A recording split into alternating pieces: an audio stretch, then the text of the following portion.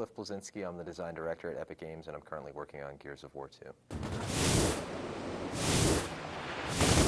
So in Gears 2, players will be playing 2 players through the campaign mode, but we have this tremendously fun mode called Horde, which is essentially 5-player co-op against wave after wave of increasingly difficult Locust. This mode is playable in all of the maps that are shipping as versus maps in multiplayer for Gears 2. And basically everybody needs to watch their back because it starts off easy with a couple wretches, a couple plane boomers, and then eventually before you know it, Reavers are landing and all sorts of nasty creatures are coming out, and players basically have to hole up at a location, try and sneak out and get some weapons and ammo and see how far they can get with the various waves of onslaught. Well, I'm a fan of players supporting each other as far as co-op and watching each other's backs, but at the same time it's good to have a little bit of competition so that players have a little bit of selfish motivation. Yeah, players do want to support each other. They want to, have a buddy that's an extra gun to take out the enemies.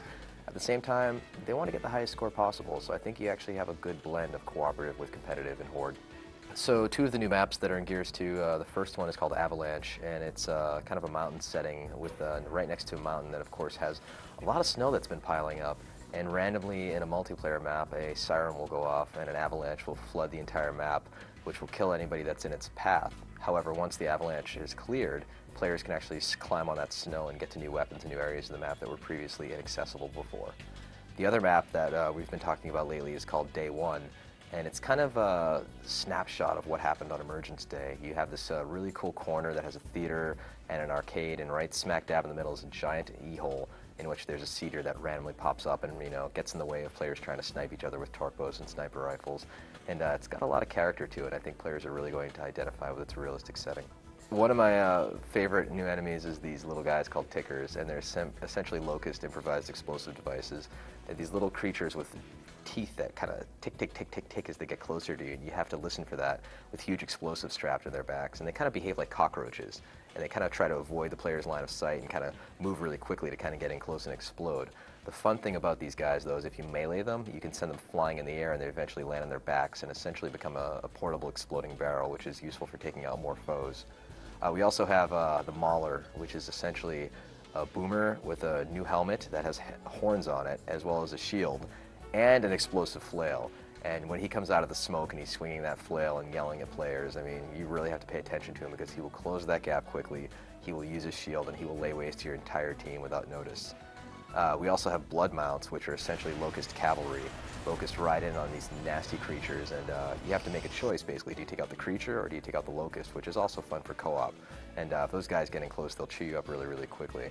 And then Reavers, which of course have been seen before flying, but now you actually have to deal with them when they land. And they land and essentially get closer to the player shooting rockets, so when they get close enough, they will essentially stab at the player with their tentacles, and you could, stick a grenade onto the tentacle or maybe chainsaw it or find out other sorts of creative ways to take it out.